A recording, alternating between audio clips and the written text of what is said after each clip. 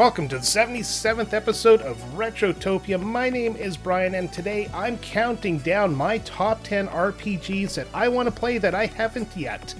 And this list is actually inspired by Sam, as he brought Beloved Rapture to my attention there, as he did it with the episode last week and on the other podcast, which is escaping me for some reason.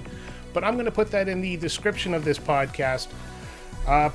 And joining me will be Alan, who's simply here to react to my list because he doesn't know what I'm actually going to say. And I'm going to get to Alan in a minute, but before I do, I got to get to our social media. So if you want to follow us on all that Instagram, Twitter, Blue Sky, YouTube, or join our Discord, you can do so at linktree/Retrotopia. That's linktr.ee/Retrotopia. But wait, there's more. You can also support us and comment on the shows and the games we're doing every week. Comment to the host, participate in the polls, which we have one coming up pretty soon. You can listen to our extra shows, Quick Play and Retro Bites, which will be 15 days early.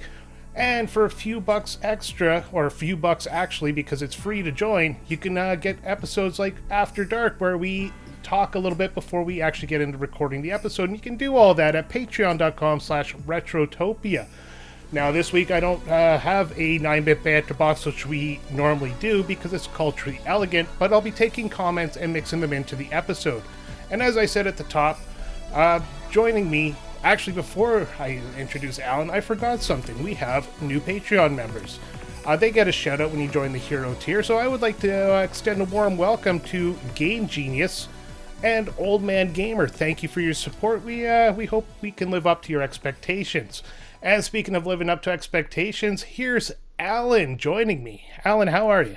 I tell you what, I am just sitting here in awe of that intro. I don't think you took a single breath that whole time, and that was that was hot. I'm panting actually. That was a hot fucking intro. How do I follow that?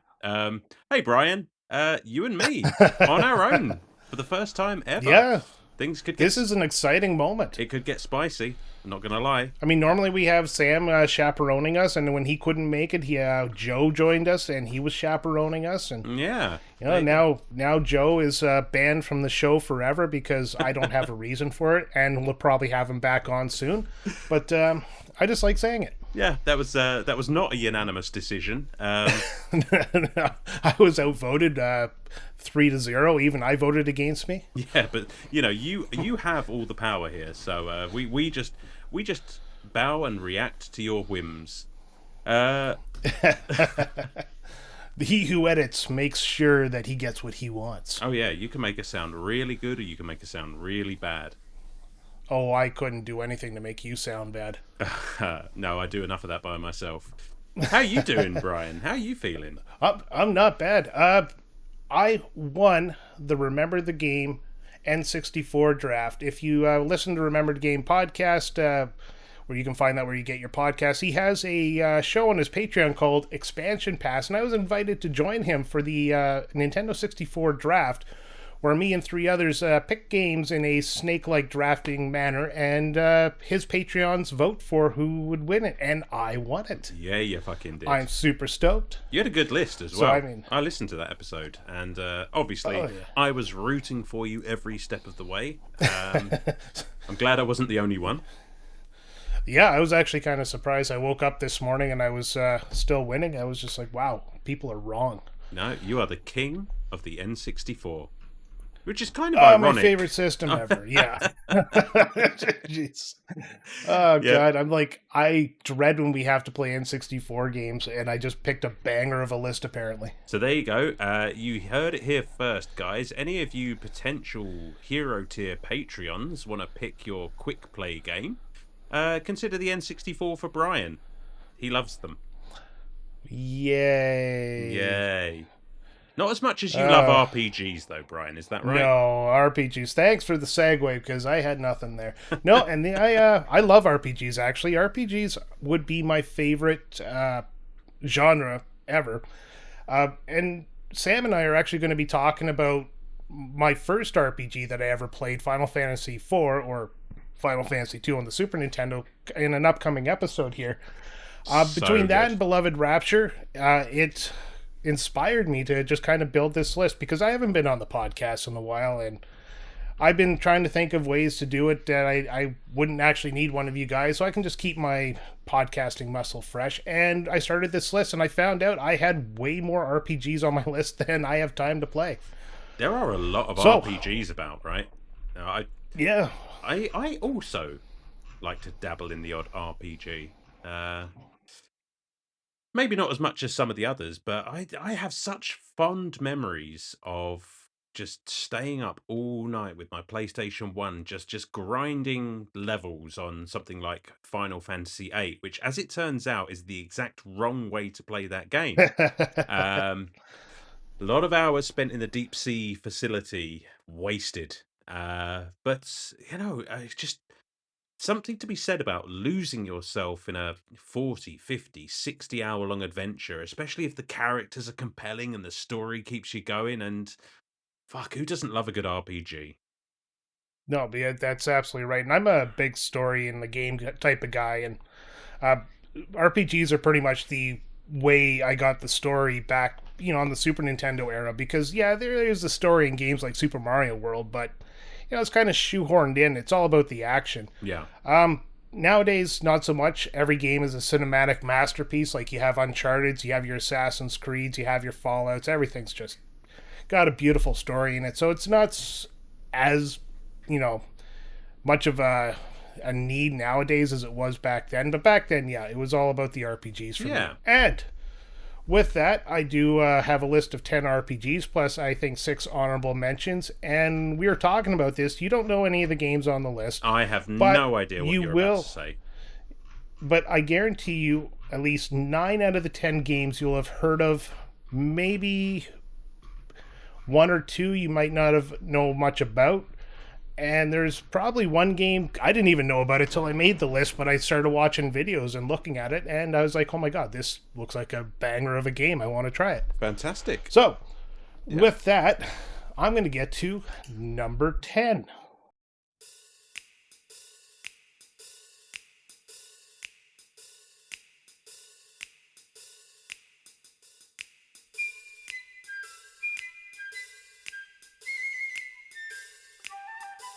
So number 10 on my list is a game that is from Squaresoft. It was released in December of 1999 in North America, and as per usual, not released in Europe. It is called Chocobo's Mysterious Dungeon 2. Oh, okay. And it's for the PlayStation 1. I have this game in my collection. I bought it because I was buy everything Square. At the time this came out, and I just never put it in a PlayStation. It's been sitting in its case. The case has been cracked and, roughed up a little bit from a bunch of moves, but the disc has never come out of it, and it is in perfect condition. Wow. Yeah, so in this game, this is a procedural dungeon crawler. So every time you go into the dungeons, they shift around, and it's the story focus of the game. You play as Chocobo and Mog. Obviously, there's a first game to this series, but I was reading up on it. I'm not interested in finding it. It doesn't look as good. This introduced a buddy mechanic where Chocobo can team up with monsters and characters to be assisted in the dungeons. And, it has a lighter tone to it. So I like Final Fantasy games. I like procedurally generated dungeon games. That's why it's on my short list at number 10. I'm going to put this in by the end of the year. Nice. So, I have sort of heard of these games because, like yourself, I'm a huge fan of Final Fantasy, and I made it one of my, goals to collect every Final Fantasy and Final Fantasy related game that I could find.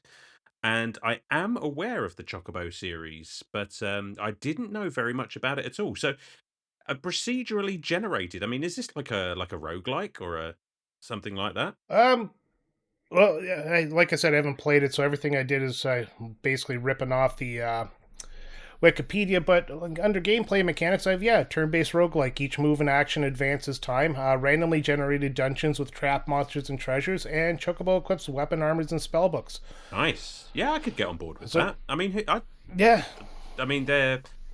the Chocobos or Chocobos or however you pronounce it. I pronounce it wrong. They're iconic in Final Fantasy. I think you'd feel cheated if one of those wasn't in a Final Fantasy game. So it kind of makes sense to have a game or a game series based on them. Yeah, question for you, and on and off this topic. Mascot for Square, a Moogle, or a Chocobo? Oh God, that is What do you think screams Final or like SquareSoft it's kind of a or 1A, Square Enix? 1B, but I kind of think a Moogle. I don't know You why. think the Moogle? Yeah, they've just got that kind of Pikachu like charm to them that seems to work as a mascot. I mean, don't get me wrong, Chocobos are great, but I think the Moogles just have a bit more character. See, I think they were trying to push the Chocobos as the mascot because they have Chocobo Racing, they got Chocobo's Mysterious Dungeon, and every Final Fantasy game you find Chocobos almost guaranteed. Where Moogles, you usually have to find them hidden away. Sure, Except for Final Fantasy VI, that's just shoved right down your throat. that's true. And I suppose, the Chocobos will always have a special place in my heart because, again, of all the hours that I spent trying to get a fucking golden one just so I could get all the way to the North fucking Cave and get Knights of the Round.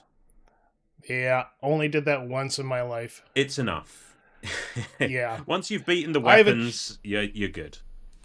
Yeah, I've achieved the highest peaks of the mountains of Final Fantasy VII. I will never get a gold Chocobo again. I am never ever facing Ruby Weapon again as long as I live. Absolutely. All right, let's. That was great. That was. We're getting this going. All right, let's get into number 9.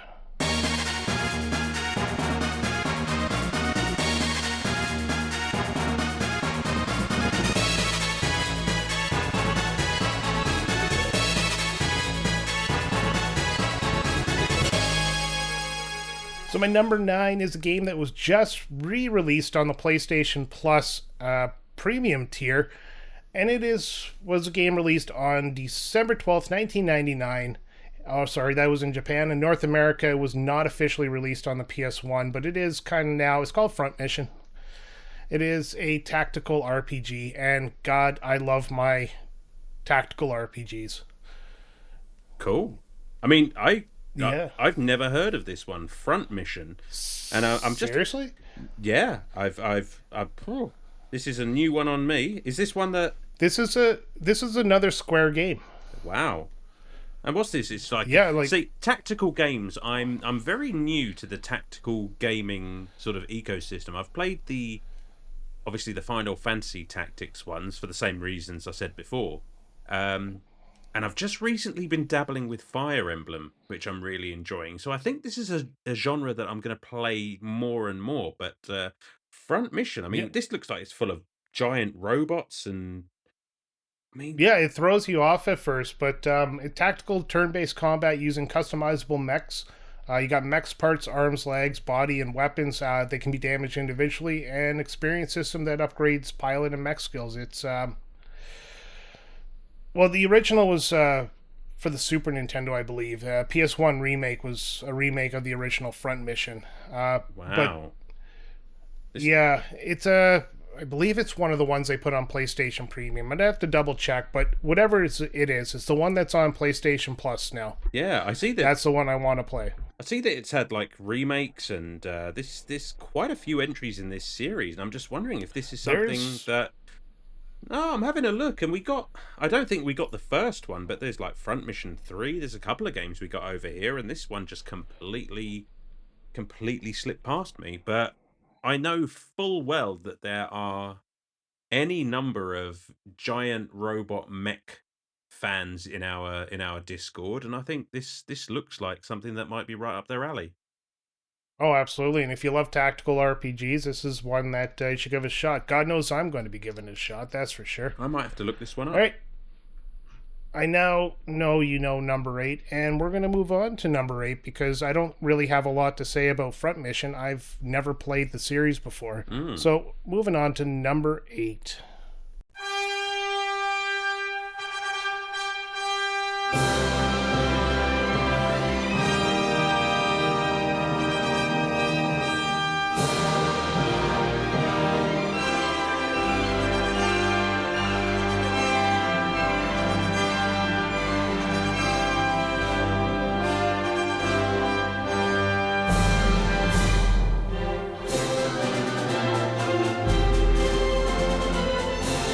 Number 8 is based on a series that just had a game re-release in the 2D, 3D, or 2D HD pixel graphics style, and has announced that its first 2 games of the series will be released by the end of 2025. This is the 5th game in the series, called Dragon Quest V. Released in North America and Europe, not officially. Wow. But in Japan in March 2025. I have it on my cell phone. Really? They've been releasing all these games on like Android, and I believe Switch has some of them too, as kind of those shovelware type games. Yeah, I'm going to play it on my cell phone. I know I could actually play it through an emulation, but you know, I bought a copy, so I'm going to get my money worth. Oh yeah, absolutely. I think it was $1.99. Which one was it again? Dragon Quest V. Dragon Quest V. You know what? I shit you not Dragon Quest V, but just today I was looking at Dragon Quest games, because this is probably one of the biggest gaps in my gaming history, because I have always been interested in playing Dragon Quest. Now, I know that we did not get I don't know if it's the first 2, 3, or 4. I'm not sure, because it was like a lot of series. Like, we didn't get Dragon Quest over here until the series was already in full swing. But looking at it, I mean, these games look like they're right up my alley. And like I said, I think a few of them have been re-released, remade. There's a few on the way. I can't remember if they're out yet. Yeah. Did they? Did you ever get Dragon Warrior? Nope. No? Okay, No. no Dragon Warrior then. No Dragon Warrior. So yeah, that's what it was called here, was Dragon Warrior. that's right. And I'm looking at the release date. Yeah, I guess just North America in 1986. there you go. You see, I'm a poor, deprived child. Man, you Europeans got nothing I back in know. the day. How did you get your fixings? Do you know what? I mean, RPGs just were really kind of few and far between over here, which is why most of them I've only ever had to play sort of as an adult. But Dragon Quest is one of those series that I am dying to give a good amount of my time to. Yeah, the same with me, and especially with the remakes out now that you don't get the janky NES controls or the NES difficulty of the games. I really want to go through them, and I am going to play 3 before I get 1 and 2. And then I'm going to hold out for a year to see if they announce 4, because I think these games are going to sell pretty well. But yeah. 5, like I said, I have it on my cell phone. I have plenty of time to sit and just play on my cell phone, so I might just give that a go sooner rather than later. Absolutely. And a shout out, of course, to Akira Toriyama, who I think did the artwork. He did the artwork for all of them, I believe, right up until 11. Maybe even 12. He might have done some stuff. I don't know yet. There you go. And I loved that guy. Yeah. Oh, he's outstanding. May he rest just in finished peace. Dragon Ball Daima. What a fantastic little series. See, I haven't watched that yet. Ooh. I was waiting So for the good. whole It's over lot. now. So. Yeah, well, that's it. I was waiting for the whole lot to come out and binge it. And now that it has, I just need to carve out some time and get my Dragon Ball on. Get to it. Mm. All right. Yeah, so that is my number 8 game. So the list so far: Chocobo's Mysterious Dungeon 2, Front Mission, and Dragon Quest V.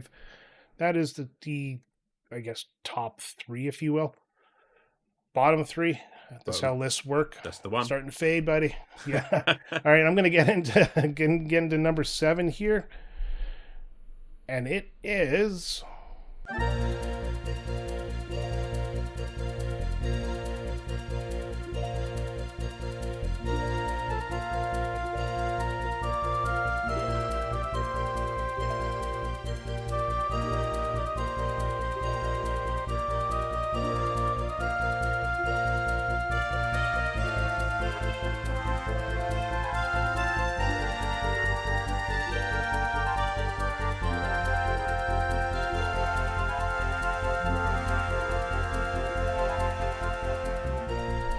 It is Skies of Arcadia for the Dreamcast, also re-released on GameCube, so I do actually have a copy on my GameCube. Recently bought the GameCube from a friend. He was gracious enough to sell it to me, and I was able to get some GameCube games from my brother, who lent me his Wii, and it has a lot of GameCube games with it, so I have this game available to me, and I've heard nothing but good about it. So as soon as I saw that it was a RPG, I put it on my list. And I need more Sega RPGs in my diet. Absolutely, you do. Let's just be honest, Let's. because that's why I figured you would know a lot of games on this list. Because guess where I am lacking in my RPGs? Oh, I don't know, the Panasonic 3DO. Yes, actually, you were correct. Oddly enough, that's probably my number one. You know what? Fuck Panasonic. Skies of Arcadia is a game that I've had my eye on. This would be on my list as well, because I own a Dreamcast. I have had this one on the wish list for as long as I can remember. It's not cheap. 80 odd No, English pounds it will set me back, but it just looks fantastic, doesn't it? I mean, an RPG, they look like pirates in the sky. I mean, what is not to love about that? no, turn-based combat, elemental magic, special attacks, unique ship battles, strategically control airships against enemy fleets, uh, explore floating continents. No, this game has it all. This game has everything I want in an RPG. And just to look at the screenshots, it is just gorgeous to look at. Yeah, it's one of the few games of that era that really holds up graphically. Mhm. Um, this has taken a shot at everybody, not just like Sega themselves, but first generation 3D games with that blocky 3D style. Like even Final Fantasy VII doesn't hold up very well today in its style, but Skies of Arcadia went all 3D as opposed to painted on background, so Yeah. it looks amazing for a game of this era. It really does. And the fact they kind of lean into that more cartoony aesthetic of the thing kind of gives it that. And I don't give a shit what anyone says about Wind Waker. That game, because of its art style, will never look dated. Oh, Wind Waker is gorgeous. Like Right? they showed that video on the Switch 2 direct there, Oh. and it still looks as good as it did as the day I first turned it on. There you go. And Like- it definitely turned me on. Oh yeah, absolutely. And, until they cut pre-orders in Canada. Thank you, United States. Boo. Oh, America. But yeah, so first game from the Sega section, I guess we'll call it. So on the Dreamcast is actually a system I probably would never want to buy, but on this list there's actually 2 Dreamcast games. Oh. So yeah, and I'm not guaranteeing. I'm just going to simply state that I don't think you've ever heard of the second one.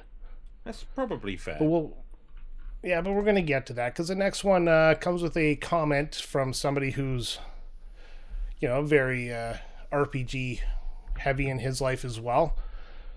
So it's from Super Dave, and he says, "You and I both know what game I'm waiting for you to finish." I'll get to that in a second. But for myself, give me a second. Apparently the comment didn't wrap around, so let me start that again. You and I both know what game I'm waiting for you to finish. But for myself, I'd like to polish off either Vagrant Story or Xenogears before the end of 2025. I started both multiple times back in college only to fall off due to an exam or something similar. Now, Vagrant Story is a game I want to play. I don't think I have it in my collection. It's something I'm hunting down, but again, it's probably one of those expensive ones. And of course, Xenogears I just finished recently and did my first solo episode on. Oh, yes. So yeah, and the game he's talking about, and the game I'm going to start getting into now that classes are ending, that's Xenoblade Chronicles. And I have it on the 3DS and the Wii, but I'm going to play the 3DS version because, I can go outside where grass is and touch it. Yeah. But that also leads me into my number 6.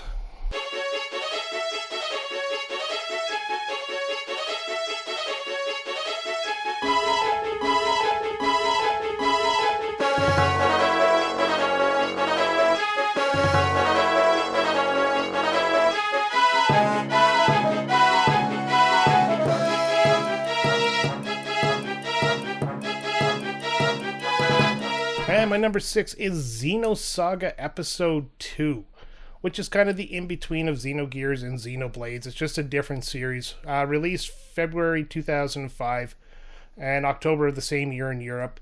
It's by Monolith Soft, the people who made Xenogears, who left Square because they were upset with them started their own company and made some of the biggest RPGs to date with the Xenoblade Saga. This was a sequel to Xenosaga Episode 1, obviously, where you follow a protagonist, and I have all three of these games in my collection. But the reason I chose 2 over 1 is I've played 1. I've played 1 to the point where I've got sick of it because it is very cutscene heavy. Like, it's take Metal Gear Solid and give it cocaine. Oh, Jesus. That's how many cutscenes are in this game. I believe the initial cutscene to start the game is over 40 minutes long. Jesus, that's... If I remember correctly, yeah. That's like Okami levels of opening cutscene. Yeah. Jesus. Exactly. But there was also... Carry on. One last thing before you get into it. There's also a rumor that this was actually building up to a remake of Xenogears, because Xenogears is supposed to be episode 5 of this Xenosaga. But it never came to fruition. After Game 3, they weren't getting enough sales, so they kind of kiboshed the whole thing. But yeah, I was really all like both feet in because I was really hoping for the Xenogears remake. Gotcha. I am so baffled by any of these games that start with Xeno, because I have no idea the connection between any of them. And while I am aware of, because what is it? Xenogear? What's the one that was on Switch? Xenoblades. Xenoblade, yes. So I've been meaning to play that for the longest time. Do you know what's weird about Xenosaga? Is that you mentioned that there are 3 episodes of this game. We only got episode 2 over here. Wow. I know, right? Which is great. Which seems like such a weird thing to do. Like, why would you... Why not build a 3-disc pack-in where you just give the whole series off to the Europeans at one time? Right? I mean, it just kind of baffles me. And I think that's probably what's turned me off of looking into this particular trilogy. It's just because, you know me, I'm a guy who likes to start with the first and work my way through. I like to do things in order. And I don't know, just dipping into a second one and then just not going anywhere else with it, it kind of baffles me. But you say you've got all 3 of these on your shelf. Yes. So can we expect... And well, hopefully I can get around them. They're really long games. Oh, yeah? Xenosaga 3 is, I believe, my most valuable game from pricecharting.com. Really? And it's $211 American. That's what its value is right now. Goodness. So yeah, it's funny because Xenosaga 1 is $31 and Xenosaga Episode 2 is $18. Yeah, I think our Episode 2 is about £35. Oh. So sorry, Episode 2 is $46. I went and looked at the Japanese one. Okay, well that probably is around about the same, adjusting for the Canadian dollar. Yeah, give or take. Yeah. I would like to mention something. I would like to mention something that we breezed past earlier. Back to Super Dave's comment. I have actually played. Oh fuck! What was it now? Vagrant Story. Vagrant Story. Yes. Good game. Very good game. I enjoyed it quite a lot. Shows its age, but the story is phenomenal. Yeah. I just had to lean over and take a look. It's Valkyrie Profile 2 is the game I have. I keep mixing up with Vagrant Story. Oh, yeah. See, that is also on my list for the PSP. Yeah. I haven't played that one either. I didn't even think of adding that one to this list. Really? I could probably... I have another game. Obviously, I'm going a little bit off topic now before we get into the top 5, but... Magna Carta. I've had that game for a very long time. I actually have the collector's edition of that game, and I tried to start it about 5 or 6 times, and I got about 10 minutes in and turned it off, and I didn't hate it. I just can't get into it. It's like I call it the cursed game because it just never hits at the right time. Yeah. Well, maybe one day it will just click for you, and then you'll really enjoy it. Yes, and not a lot of people have heard about it, which leads me into my number 5, by the way.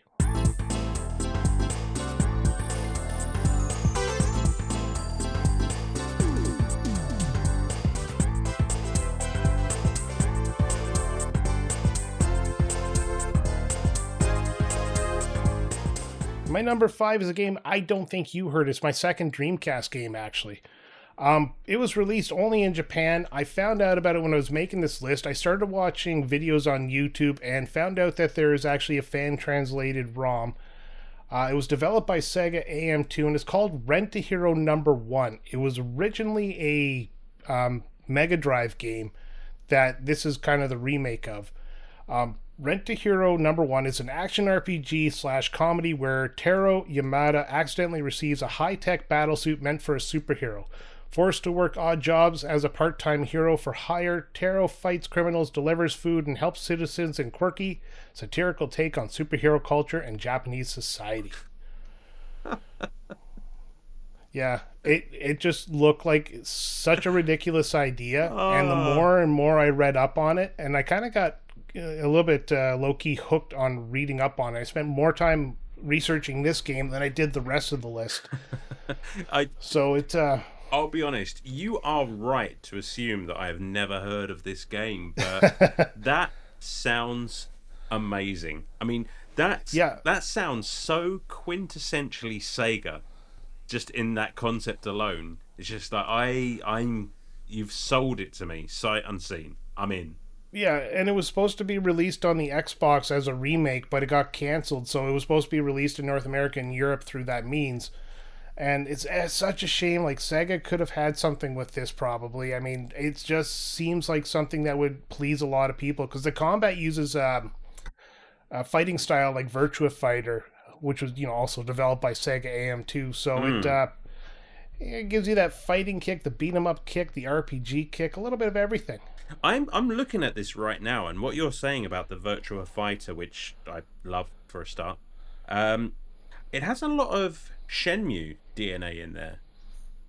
Just looking at it, and that's... I've never played Shenmue myself. Oh, I love that game. Fantastic. And I'm seeing a lot of it in these screenshots, so wow. I mean, I can't imagine any way that I'll be able to play this game, but I didn't think there was any way I'd play Pepsi Man, and we all know how that went, so...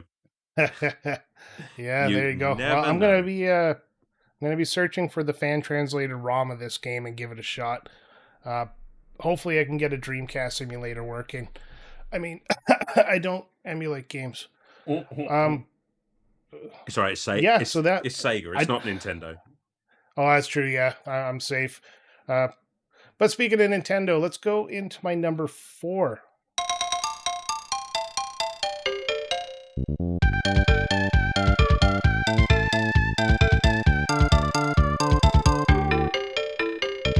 So my number 4 just was released. It was released in North America in December 1992. It just got released on the Nintendo Switch Online, so I really have no excuse but to play it.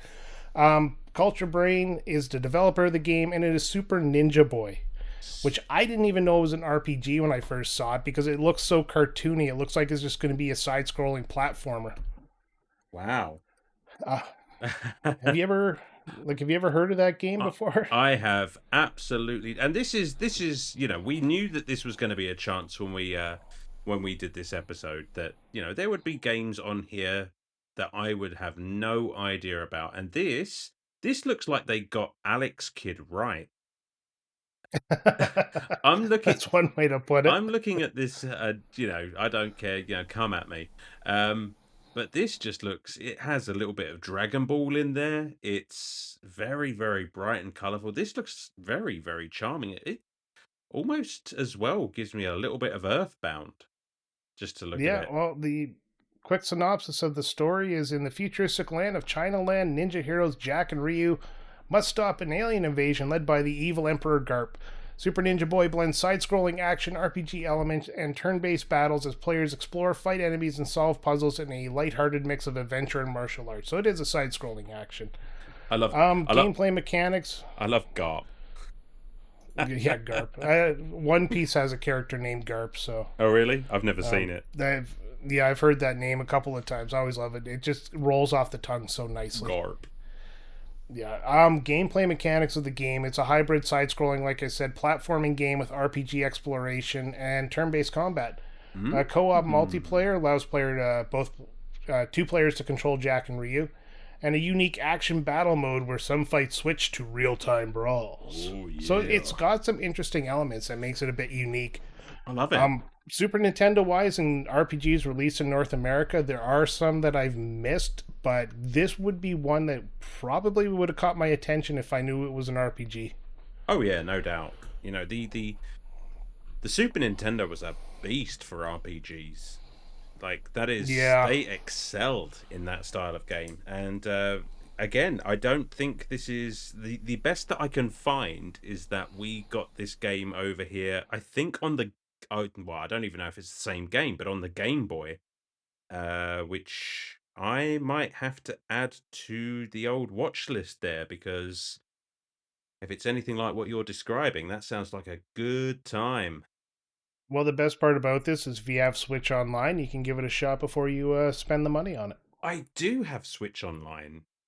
I can do. Hey yo! Well, there we go. I think that. Ooh, Brian. I think we've just come up with another episode of Retrotopia. I think we did. Well, we'll let that one sit in the burner there. Hmm. So, I know you know the next game, by the way. I absolutely know you know this game. And if you don't know this game, well, I'm just going to cut your mic. Um, so, before I get into number three, I have a comment from a good friend, Makeshift Money. He says there better be 4 or 5 Fantasy Stars on this list. Well, there's one.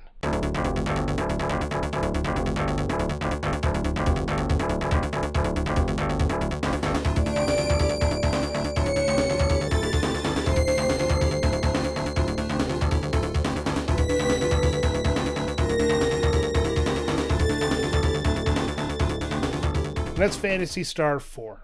Oh, Have you heard of it? no, what's that about? Yeah, exactly. Released in February 1995 in North America and December the same year in Europe. Created by Sega AM7, which apparently that's how Sega numbers their developers. Fantasy Star is a highly, highly loved RPG on the Sega Genesis slash Mega Drive. I played Fantasy Star 1 for the show in the early days of the show, and I did not hate it, considering it was an 8-bit RPG, and there was a lot of just randomly trying to find stuff where I had to use a walkthrough eventually. It was a good, solid RPG. So I want to play this game because apparently this is the Fantasy Star of the Fantasy Star series. Yep. So I'm told. Yeah. Now. So it's going. Now this is going to get an episode someday. I just don't know when. Oh well, you just let me know because this, as you know, you have. I can't remember what game it was that was your prize in the collection. I actually own a copy of Fantasy Star 4 on the Mega Drive, and that again is north of about 200 of my English pounds. And I haven't gotten round to it yet, and I'm just dying to because I Fantasy Star is ah I mean Fantasy Star 1 on the Master System, I would rate higher than Final Fantasy 1. I th- You know what? I'm not gonna dispute that. I think it's a better game. It's just they considering that, you look at everything else that was on the Master System at the time, it's just like there is nothing like Fantasy Star on that system, or if there is, I've not heard of it. And yeah, I've been chomping at the bit to just work my way through everything and get to number 4. So that is Yeah, it's that's the big thing, though, isn't it? Like when I have a couple of games on this list that are sequels, and one of the things holding me back from Fantasy Star 4 is the same thing you just mentioned, is I really want to play the games in sequence. yeah, and I get that. And as far as I'm aware, this is one of those series where there are at times hundreds of years between sequels. So it's like if you've played the previous one, great, you might know a little bit more about this particular galaxy, but it's not necessarily essential. Of course, that means to me it's completely fucking essential. Oh, yeah, absolutely. Yeah, one thing I actually enjoyed about the original Fantasy Star was the I guess call it graph paper dungeons is the best way to describe it, where you had a piece of graph paper beside you, and as you did your twists and turns through every little dungeon, you would draw or map out your dungeon. Now, obviously, I didn't do that because I played the game in the 2000s, and I just went online and found maps. Yeah. But that is an interesting way. Like even Final Fantasies, where you have the 3/4 view looking at the 2D sprite, just not as interesting as the Phantasy Star method of the first person perspective through nothing but walls and turns. It's a great idea. It does mix it up. And while I didn't use graph paper, I just adopted the technique of just go left every single time. Just follow the wall round until you find something. So I probably spent A rule. I probably spent a lot more time in the dungeons than you did. Yeah, a good rule for everybody who wants to play the game. Yeah. We're getting into it. We're in the top two. I got two systems here. I want to ask you. Do you think? Can you guess which system is coming up next? Can you really think outside the box of Brian and figure out what system I'm going to pull a game from? Well, I mean, I mean, you've already established that you need more Sega on this, and I'm going to say you wouldn't be making such a big deal of it unless it were something like the Sega Saturn. You're absolutely right. And on the Sega Saturn, my number two game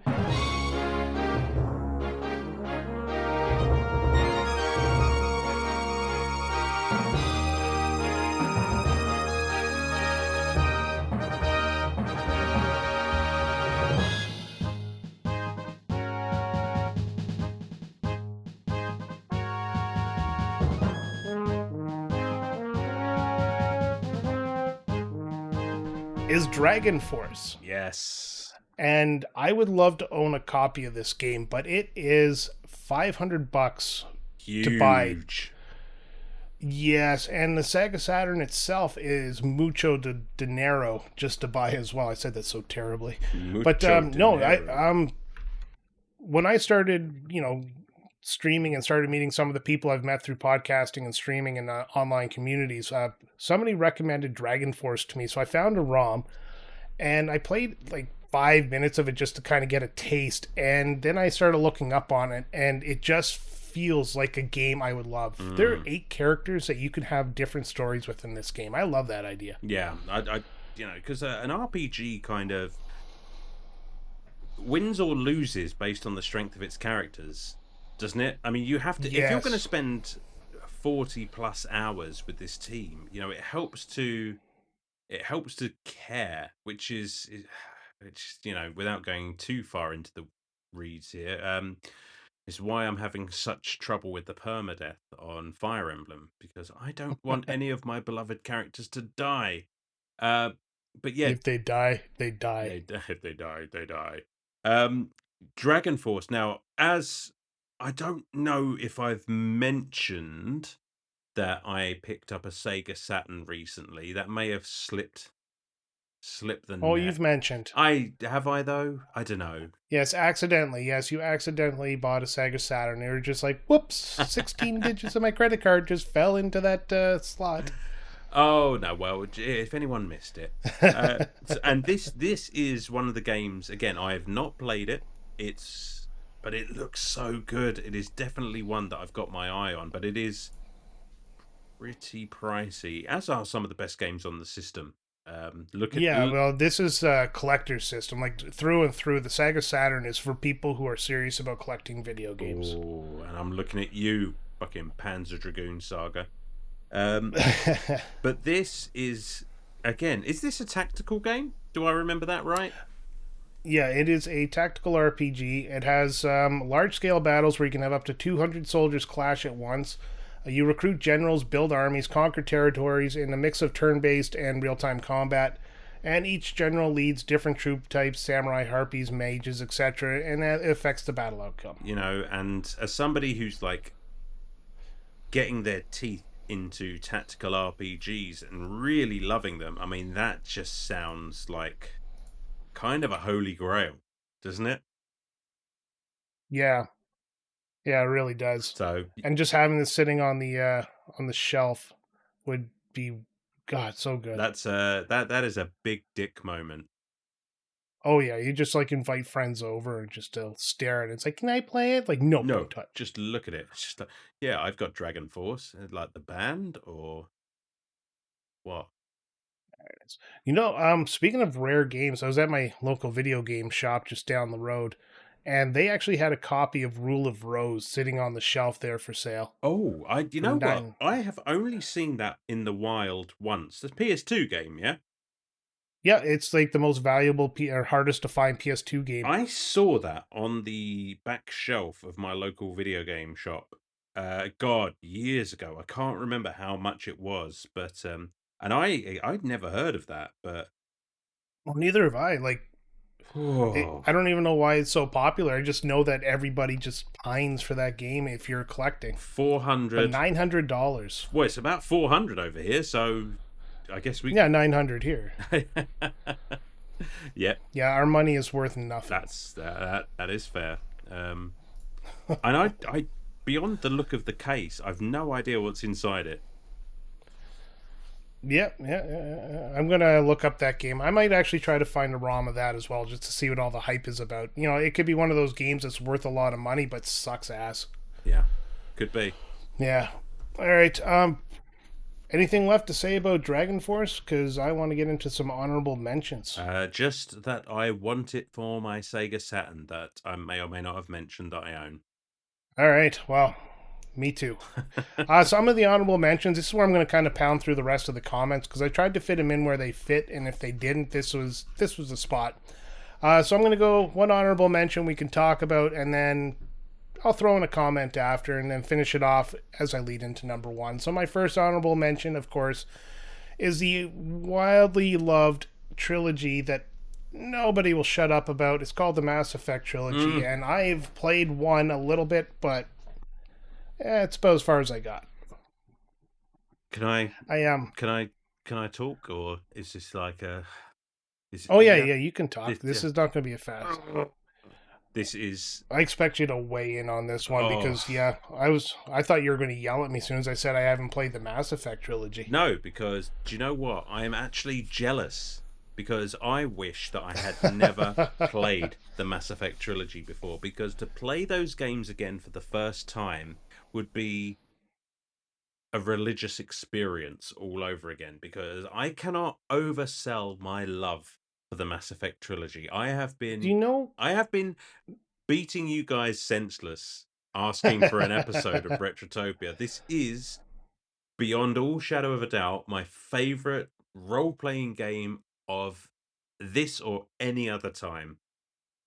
Now, I'm going to try to get through Mass Effect again, but I kind of stepped away because it's so overwhelming. And while I didn't mind the gameplay itself, one thing I didn't like was how much you had to run around the ship just to do stuff. But, it's a me problem. I just have to sit down and play it and get over it. I mean, I get it, ev- but it's just so important to talk to your crew members because you just get so much out of it. Yeah, we'll see. I don't like talking to people in real life. What would change inside of a video game? Well, the people in real life are not 7 foot tall lizard people. Speak for yourself. We're Canadians. All right, so I'm going to move into one of our first comments. It comes from Mr. Hooley, who said, "This is luckily very relevant to me right now because I'm about to tackle the entire Fallout series, starting at number one. I'm nervous to start, to be honest, because I'm not great at RPGs, and this one is older, so I know it's not going to hold my hand, but I suppose it's what walkthroughs are for. Wish me luck." Good luck, Mr. Have you played the Fallout series? I mean, I started where I expect most people started with Fallout 3, and Yeah. absolutely loved it. I, having been obsessed with Elder Scrolls Oblivion, Fallout 3 just kind of picked up where that left off with regards to. You want to know something funny about that is I was also obsessed with Elder Scrolls Oblivion, and I didn't like Fallout 3 because of it. That's understandable, but I ask you this, Brian, just to go on a slight tangent. Is Oblivion better than Skyrim? Yes. See, I knew there was a reason I loved you.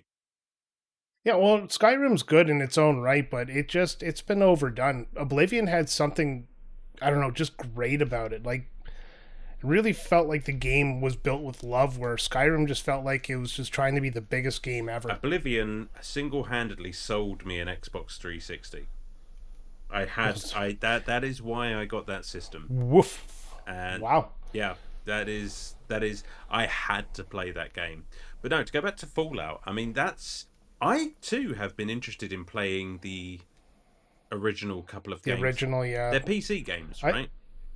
Yeah, and I thought they were more like real-time strategy than they were role-playing I games. have no idea. But what is it with like these games starting with 3? Because I think Oblivion is Well, Elder it's because Scrolls 3. Fallout 1 and 2 were made by a different company, then Bethesda bought the rights and made Fallout 3. No, Morrowind was Elder Oh. Scrolls No, 3. there's Elder Scrolls 1 and 2. They were just on like DOS Yeah, systems but or really really old computers. that's what I'm saying, you see. So they came to consoles with Oh, number I'm back 3. with you now. Yeah, yeah. So Yeah. and Okay, no, sorry. I kind of misinterpreted.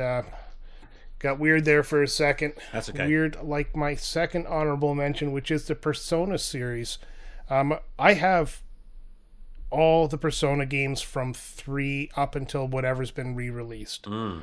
My wife loves them. I just have not touched them. Oh yeah. See, Yeah. I know absolutely nothing except these games are ridiculously popular. I don't know anything Yeah. about Persona, but it's hard to like. I could pick out the game from its music because I've heard it around the house so often, but I could not tell you a thing about the games. Yeah, that's fair. I mean, it's kind of hard not to be interested when there's that much noise about it, but Oh yeah. I expect I'll get round to them one day. In fact, I think I have one saved on my PlayStation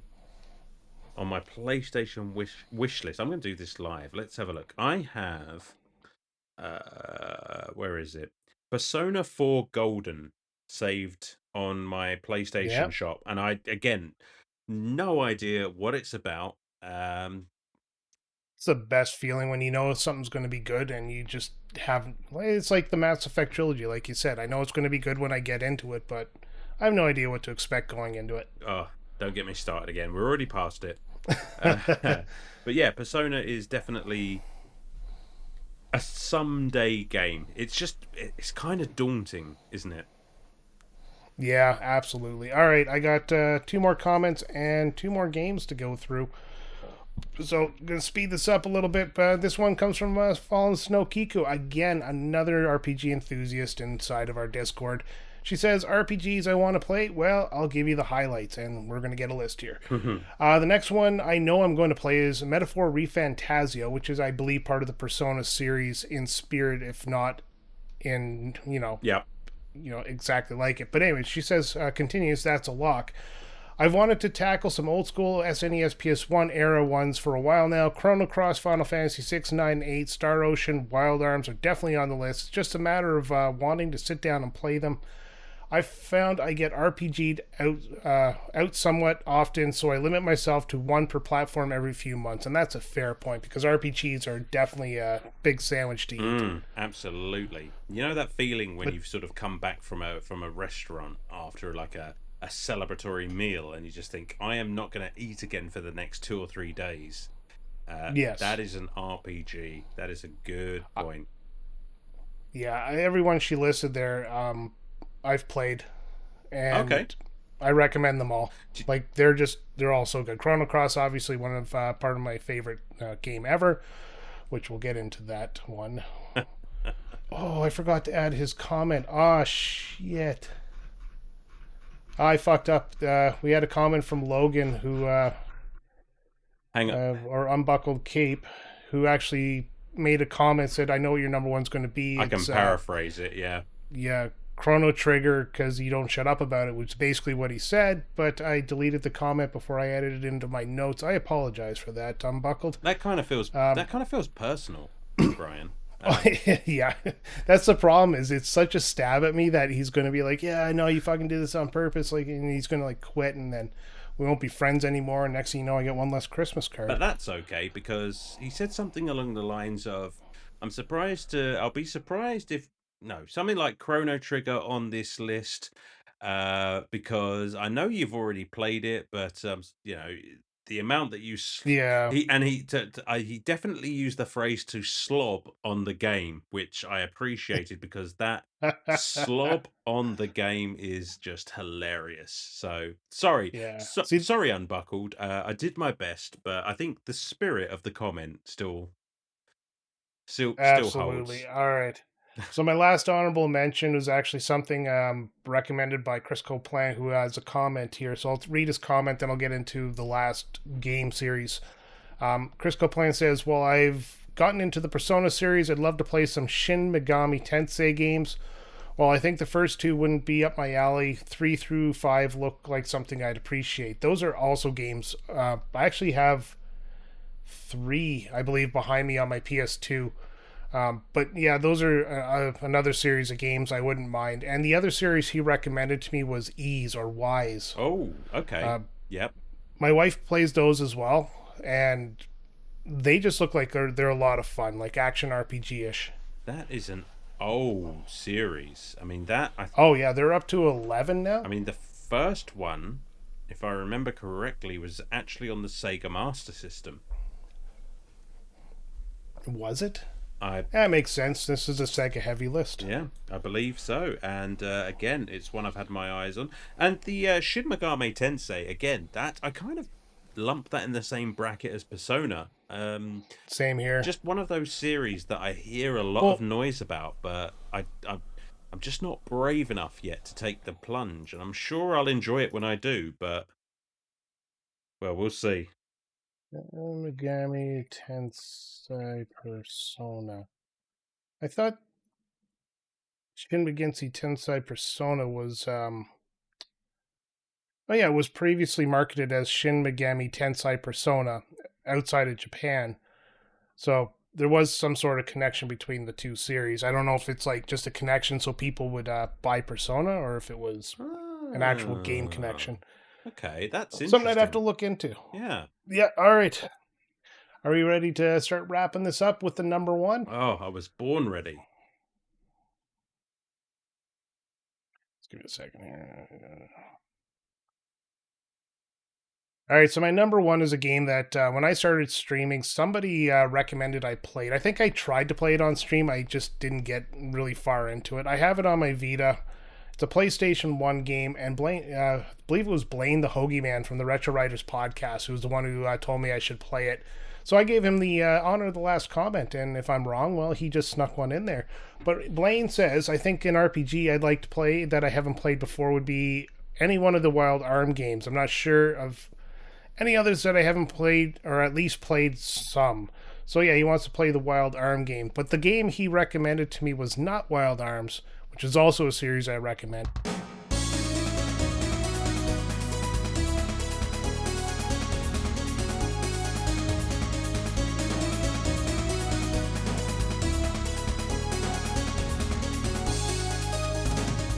It was Threads of Fate by Square Enix, or Squaresoft. Threads of Fate. Yeah, it's from the era when Square was letting their, I guess, side companies or their developers really make games that were outside of the Final Fantasy scope, and they had a lot of these games. And this is just like an action RPG where you can play one of 2 characters, and I believe the story shifts based on who you're playing as. So you get Rue, a quiet boy with the power to transform into defeated enemies.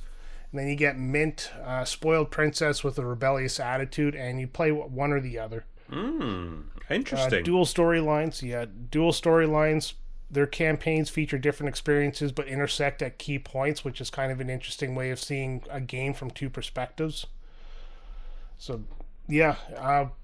Biggest thing, early 3D. Like I said, early 3D games didn't hold up that well with their graphics, so... this one is not ugly, but it's not the most beautiful games. It's no Skies of Arcadia. Oh, yeah. Well, few games are. But this quite unsurprisingly, did not make its way over here. And this is the first I've heard of this game.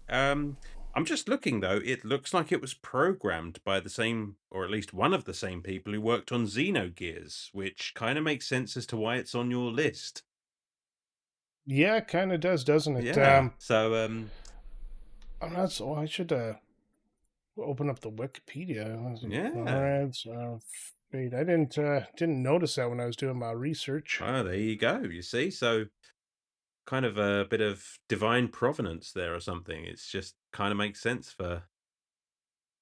Oh yeah, look at that. Director programmer Koji Sugimoto wanted a lighthearted game to contrast against his work on Xenogear, which has some very heavy themes. Okay. So, Yeah, this game's not bad. I have started this game. This game kind of pisses against the wind of my list, but I have not got further than about 40 minutes into this game. I've never topped an hour, so it's definitely one on the short list of games I want to play. mm, And funny enough, I don't actually own a copy, a physical copy, just the Vita copy. okay.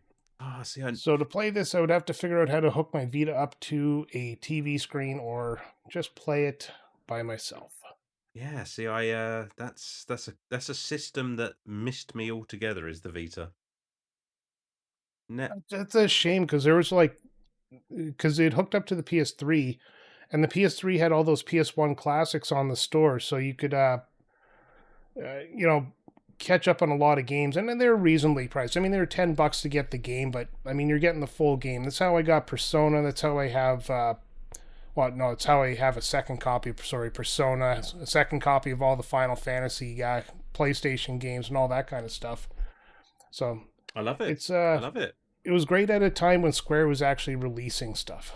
Yeah, I Like, mean, what sorry, a powerhouse for RPGs. Like, yeah, what's better than having a highly successful RPG series in Final Fantasy? It's just like, well, that kind of affords us the money to just fuck around and do other things as well. it was a great time for gaming. It was a era of like trying new things, and everybody was doing that at that time, right? True enough. True enough. And to go back to the comment there, I have also put Wild Arms on my list You because should. Wild Arms 1, 2, and 3 are outstanding. 4 is a game that they changed the combat system, so I've been kind of wishy washy on that one. 5, I have a collector's edition of, which is awesome because it's a collector's edition and I used to love those. And of course, there's Alter Code F, which is a remake of 1, and there's one on the PlayStation Portable, I believe. well, I can tell you that I am exactly the kind of asshole that plans his purchases out months in advance. So I think Wild Arms is a game that I'll be picking up at the end of next month, the end of May. Indubitably. It's also on PlayStation Plus Premium right now. 1, Ah, 2, and 3 are. what kind of collector would I be? Oh, no, I'm just saying, this is for the people at home. If they want to give it a shot. All right, that's my top 10 list. So I'm going to do a recap of the list because we kind of got off topic way too often. Number 10, we have Chocobo's Mysterious Dungeon 2. Number 9, Front Mission. Number 8, Dragon Quest V. Number 7, Skies of Arcadia. Number 6, Xenosaga Episode 2. Number 5, the little heard of Rent a Hero number 1. Number 4, Super Ninja Boy. Number 3, Phantasy Star 4. Number 2, Dragon Force. And of course, number 1, Threads of Fate. So, what did you think of the list? Did I catch you off guard more than you thought I would? Or less than I thought you thought I would? I mean, to be honest, I kind of expected going into this that there would be a discrepancy in how many games that we got over here. That's not unusual. You guys over on that side of the pond just were inundated with these beautiful RPGs, and we were just sitting over here with our thumbs in our asses. Yeah, we have way more incels than you do. Well, I'll debate that, but I think based on and as I said off the top, going into this blind, there was always the chance there would be more that I didn't know of than I did. But I am definitely curious about a few of these that you've opened my eyes to. I think some of these might find their way onto my list as well. And I definitely think you should play Mass Effect, but that's a conversation for another day. Absolutely. Yeah. And believe it or not, it's because of this podcast I've actually started opening myself up to more Sega games because I figured I was too old to start on a new old retro system. But, Sam gave me a push a couple of times, and I haven't hated what I've played. I can see the value behind the Sega. Yeah, absolutely. It's like, why limit yourself? Just Yeah, exactly. I mean, it's all fun and games to sit there and say, Nintendo's better, Sega sucks. But in reality, you're the only one who suffers. exactly. I mean, why not sample from the entire buffet? Exactly. They try every woman in the whorehouse.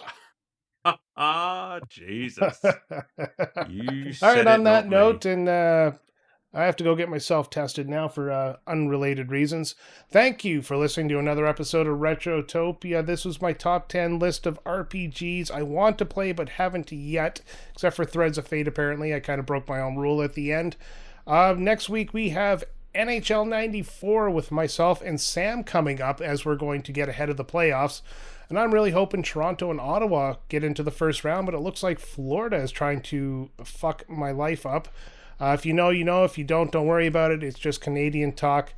Until next time, I've been Brian, and thank you to Alan who joined me to react on this list just to add a little bit of color commentary. Alan, thanks very much. Ah, no worries, man. Anytime. And yes, and until next time, make your own top 10 list. I don't know. I got nothing. Listen, if you've got 50 hours playing RPG, if you've got two, listen to Retrotopia.